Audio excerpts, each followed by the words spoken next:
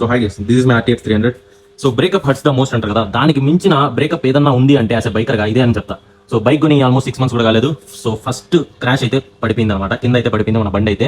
So balance అనేది తప్పిపోయి కింద అయితే పడింది అనమాట. అది నా చేతుల మీద కూడా జరగలేదు, నేను అలా చూస్తూ ఉండిపోయా. అదైతే చాలా అంటే చాలా ఎమోషనల్ అయిపోయా బైక్ కింద పడతానే.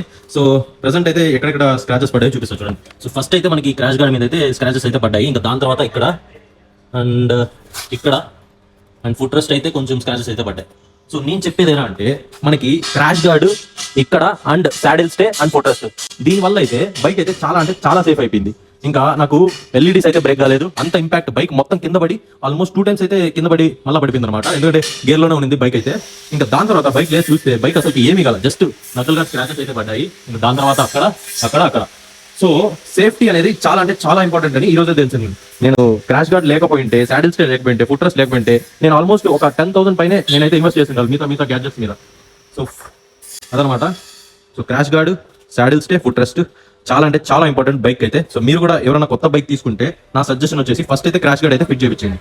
సో అదనమాట మ్యాటర్. ఇదైతే మనకి కొంచెం బాగానే ఉంటుంది కానీ మనం యాక్సెప్ట్ చేయాలి. So that's all for the video. ఉంటా మరి, బై బై.